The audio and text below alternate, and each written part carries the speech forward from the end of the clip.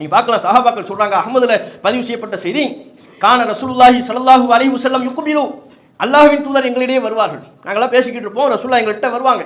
ஒமா அலல் அர்தி ஷக்ஸுன் அஹப்ப இலைனா மின்ஹு, அல்லாஹ்வின் தூதரை விட எங்களுக்கு விருப்பமானவர் இந்த உலகத்தில் யாருமே இல்லை, அந்த அளவுக்கு நாங்கள் ரசூலுல்லாஹ்வை நேசிக்கிறோம் என்ற போதிலும் கூட ஃபமா நகூமு லஹு, ரசூலுல்லாஹ் எங்களிடையே வரும்போது அவர்களுக்காக நாங்கள் எழுந்து நிற்க மாட்டோம். ரசூலுல்லாஹ் வரும்போது நாங்கள் எழுந்து நிற்க மாட்டோம். ஏன்?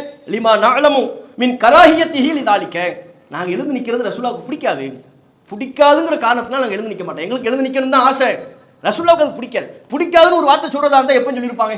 எனக்கு பிடிக்காதுங்கிறத அவ்வளவு கண்டிப்பாக பல நேரங்களில் பல தருணங்களில் உணர்த்தினால் மட்டும்தான் ஆஹா இது ரசூலுல்லாஹ்வுக்கு பிடிக்காது.